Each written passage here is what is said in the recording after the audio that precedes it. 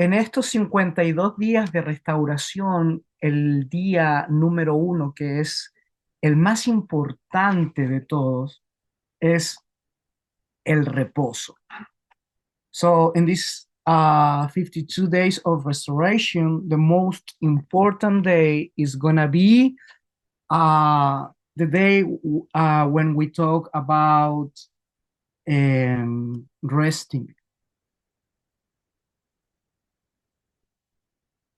Dice este comentario que yo puse: mi agenda estaba llena, pero mi corazón seguía vacío.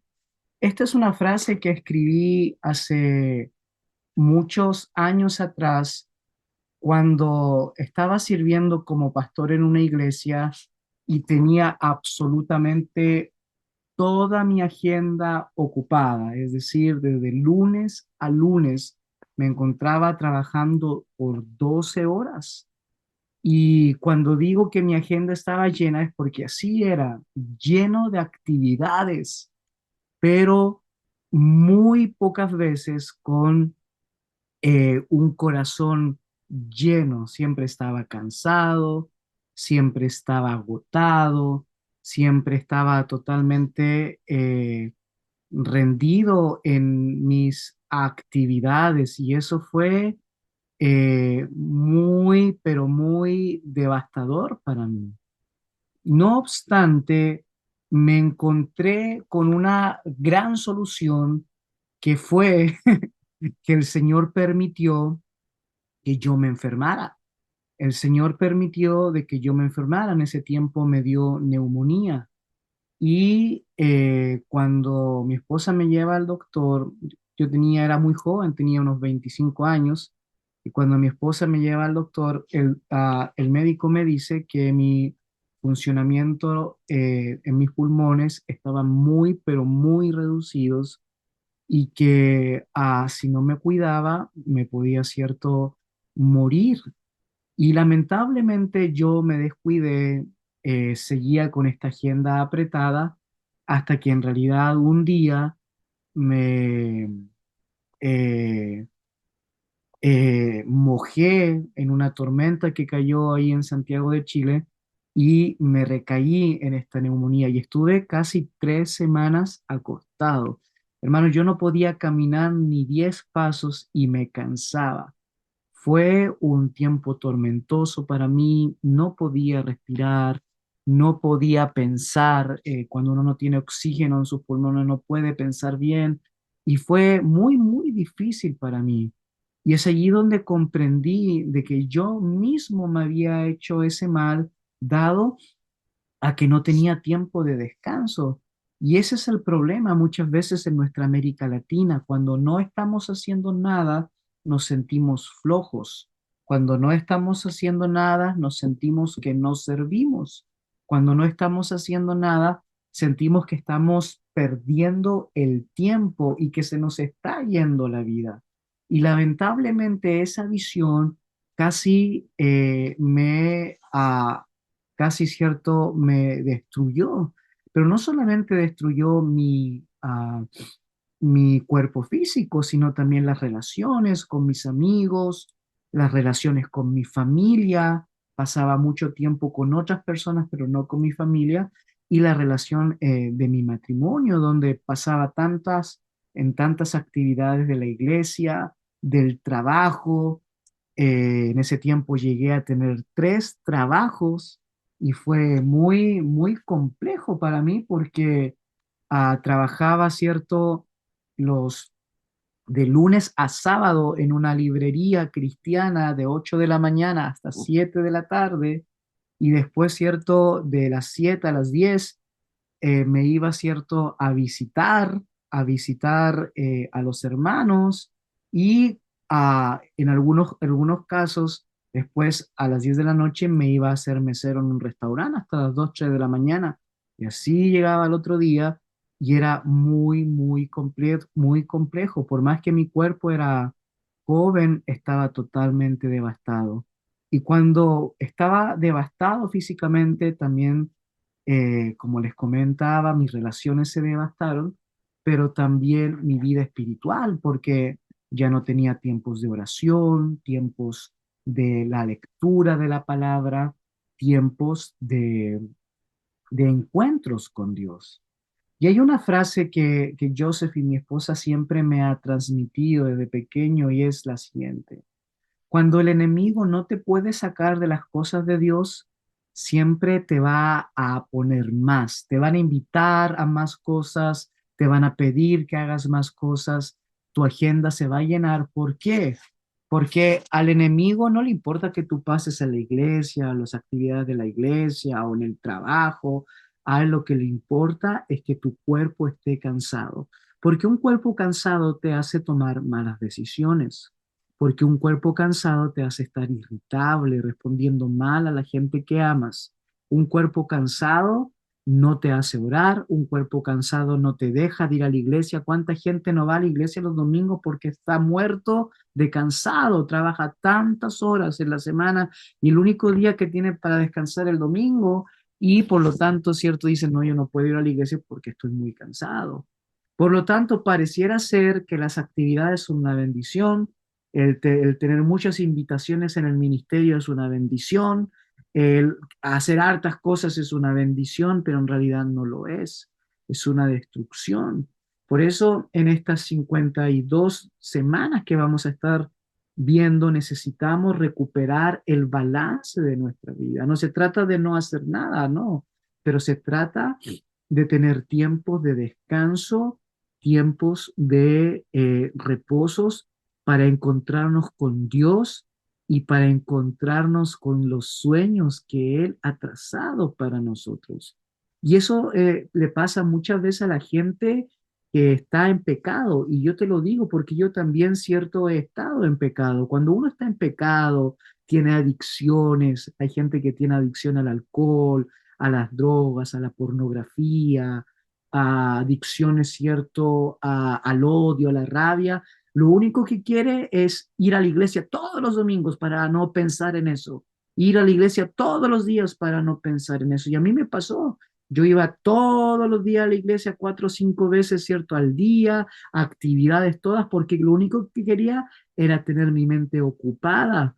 ¿Por qué? Porque sabía que en el momento que no tuviese nada que hacer, iba a volver a recaer a mis adicciones, a mi pecado, iba a volver a recaer a mis malas decisiones. Por eso que siempre cuando yo veo a la gente que me dice, pastor, y no hay actividad en la iglesia todos los días, porque yo necesito actividades. Y yo me quedo callado y le escucho, le digo, hermana, ya sé lo que tú necesitas.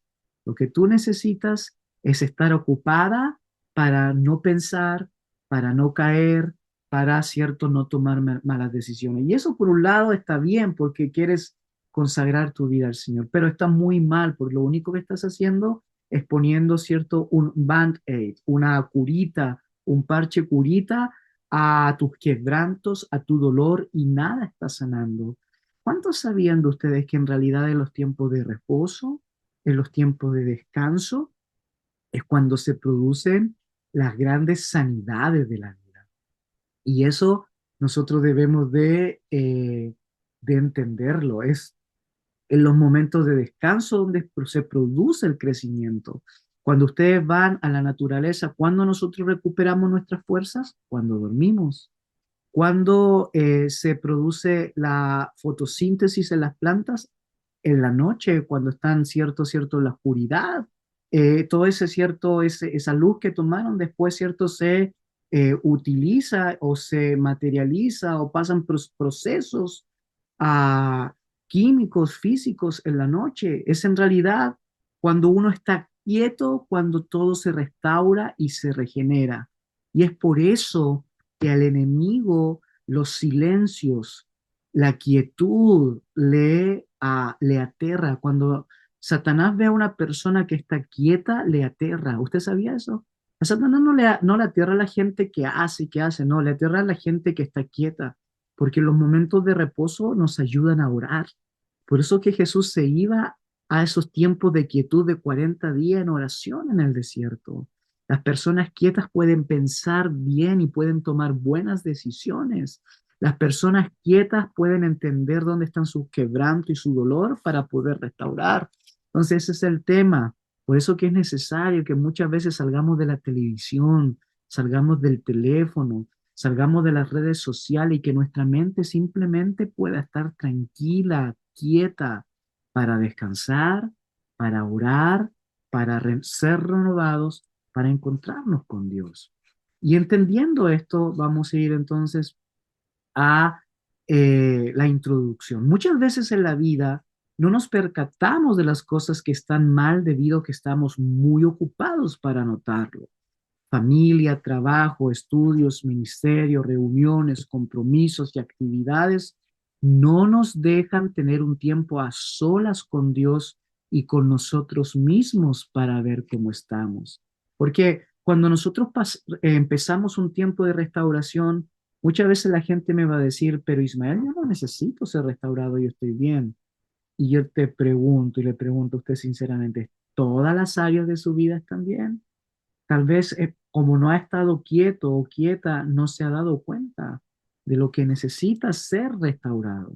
Nehemías capítulo 1, verso 2 y 3, y aquí donde yo le pido de que usted guarde, ¿cierto? O abra su Biblia, dice lo siguiente. Vino Hanani, uno de mis hermanos, con algunos varones de Judá, y les pregunté por los judíos que habían escapado, que habían quedado de la cautividad y por Jerusalén y me dijeron, el remanente, es decir, cierto, los que quedaron de la cautividad allí en la provincia, están en gran mal y afrenta y el muro de Jerusalén derribado y sus puertas quemadas a fuego. Y es muy importante porque aquí cuando dice eh, la palabra, cierto, vino Hanani, que era uno de los hermanos de Nehemías, aquí la palabra en hebreo, les pregunté.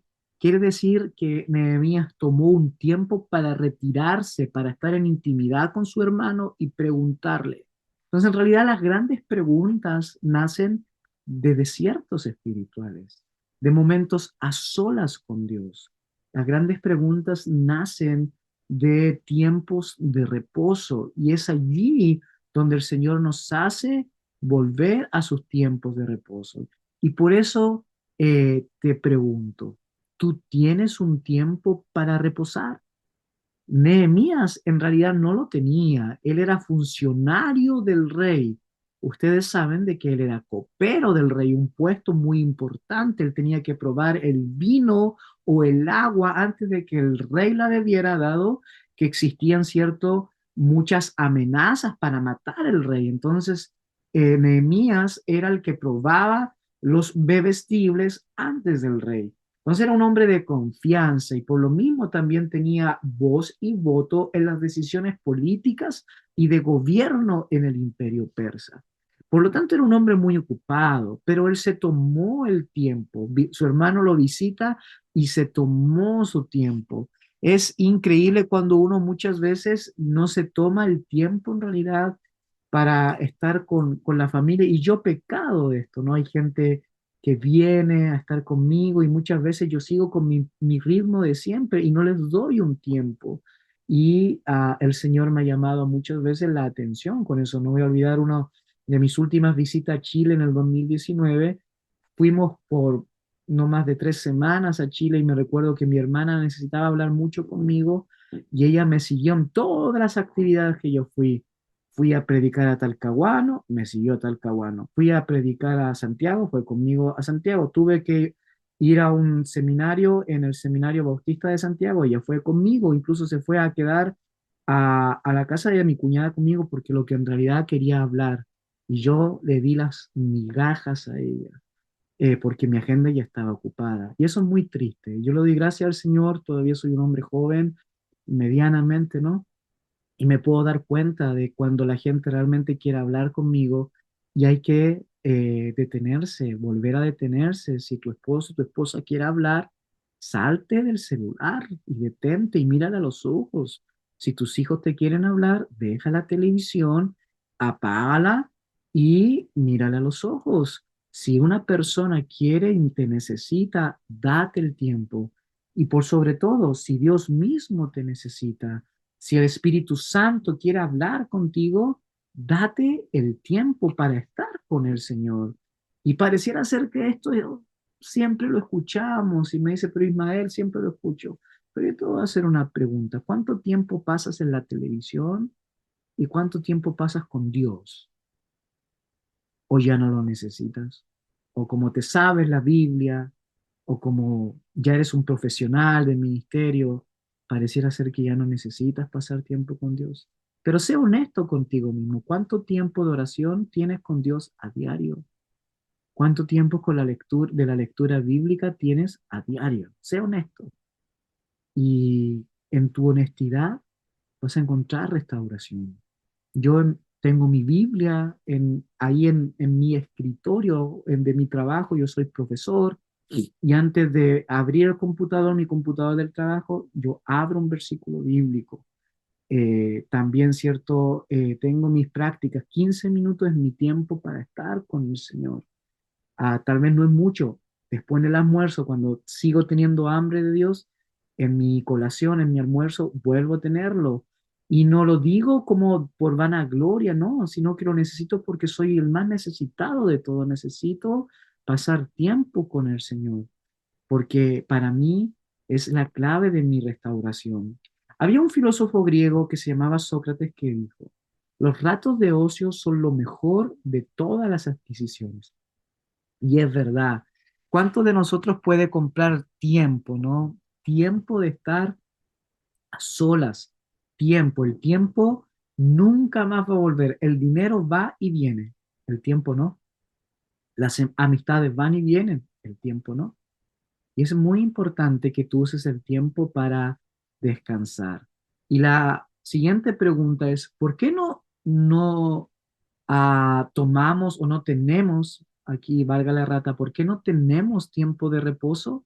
Y muchos son los fenómenos que yo he visto en mi experiencia pastoral, pero le voy a comentar algunos. Número uno, por el control. Muchas veces queremos controlar todas las cosas. Si no estamos metidos nosotros en ella, nos cuesta delegar, nos cuesta darle la oportunidad a otros. Y a mí me ha sido, cierto, una confrontación en toda mi vida de entregarle todo al Señor. Debemos confesar muchas veces que es difícil detenernos y reposar debido a que nos encanta estar en movimiento y tener el control de todo. Pareciera ser que al detenernos perdemos la capacidad de manejar las cosas que estamos haciendo. Y por eso que yo como pastor y mi esposa le damos a otros hermanos la oportunidad para predicar los domingos. A nosotros nos gustaría que tal vez todos los que tienen el llamado a predicar puedan predicar un día domingo. No tenemos el control. Yo soy profesor también de seminarios e instituciones académicas y yo tengo mis profesores ayudantes y tengo ese llamado a darle la oportunidad a otros. O sea, cuando yo veo que yo estoy aprendiendo porque el que enseña aprende dos veces y otros no lo están haciendo, eh, me siento confrontado por el Señor, porque no solamente es mi llamado es educar, sino educar a los educadores. Y es aquí donde nosotros no podemos controlar todas las cosas. Si no se hizo, no se hizo. Y ahí es donde nosotros debemos de descansar. Eh, lo segundo, porque tenemos problemas de humildad. Para reposar necesitamos cultivar la humildad en su más profunda esencia. Juan Armando Corbin dice, la humildad es la capacidad que tiene el ser humano de reconocer sus limitaciones y debilidades. Necesitamos de un corazón que rompa con el orgullo, pues implica que el detenernos nos puede brindar cosas en las cuales no habíamos pensado. Es interesante, muchas veces somos orgullosos. Debemos ser humildes y detenernos y dejar que el Señor y el Espíritu Santo sea el que haga las cosas. Número tres, tenemos problemas de identidad. Nuestro valor se ha igualado por nuestra acción. Somos lo que hacemos y entre más hacemos, más somos. Y es aquí donde muchas veces tenemos problemas con el activismo. Entre más actividades tenemos, nos sentimos más apreciados, valorados e importantes. Pero no es así. Cuando tú vas a Primera de Juan, capítulo 1 verso 13, y si lo pueden buscar, por favor, Primera de Juan 1:13, Primera de Juan 1:13 dice lo siguiente. ah, Dice, porque no nacieron de sangre, ni de voluntad de carne, ni de voluntad de varón, sino de Dios. Todas las cosas en realidad se hacen de acuerdo a la voluntad del Señor. ¿Ustedes se acuerdan cuando Jesús fue al desierto y antes de predicar y sanar y hacer milagros y echar fuera demonios, vino una voz en el desierto que le dijo, este es mi Hijo amado en el cual tengo complacencia? Es decir, antes de comenzar su ministerio, antes de comenzar las actividades, ya Jesús se sentía amado. Nosotros también tenemos que sentirnos amados. Por eso es importante vaciar nuestra agenda, aligerar nuestra mochila para poder tener tiempos balanceados. Número 4 también implica tiempo de adoración. El reposo de Nehemías nos recuerda el reposo de Dios mismo. Génesis 2, del 2 al 3, nos relata que el Todopoderoso reposa para disfrutar de su creación. ¿Es que acaso el ser soberano de todo el universo estaba cansado y necesitaba renovar sus energías? Por supuesto que no. En este caso, el reposo de Dios tiene que ver con disfrutar y reflexionar en lo que había hecho. Y muchas veces eso es la adoración, no es cantar, es pasar tiempo con Dios para disfrutar su presencia y simplemente para estar al lado de Él. Entonces, en ese sentido, los tiempos de reposos deben de ser, hermanos amados,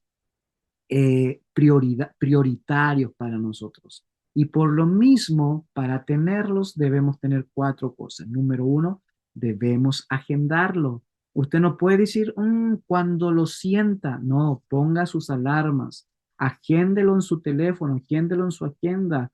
Tiene que tener tiempos preparados para estar con Dios. Así como se prepara cuando tiene una cita al doctor, así se prepara para estar con Dios. Levantarse un poco más temprano, acostarse un poco más tarde, donde sea que usted quiera estar con Dios. Número 2, debemos ser disciplinados. Van a haber tiempos donde estamos cansados y no queremos estar con Dios, pero tenemos que hacerlo y muchas veces no lo vamos a sentir y allí vamos a estar. Y cuando no lo sintamos, muchas veces cuando Dios más se manifiesta en nuestra vida. Usted no me va a creer que las mayores respuestas en mi vida han sido en oraciones que en realidad yo estaba muy cansado para orar y que no quería orar, pero lo hice por obediencia, porque sabía que era de una bendición para mí. Necesitamos ser flexibles, ¿no? No siempre en la misma horario, o unos pueden ser más nocturnos, otros pueden ser más ciertos mañaneros, otros pueden tener tiempos en las tardes, donde sea, pero ser flexibles y de necesitamos pasar tiempo con Dios en comunidad, porque los tiempos con Dios no solamente se hacen a solas, sino que se hacen con la iglesia. Por eso que es importante, hermanos amados, ir a la iglesia. Bien,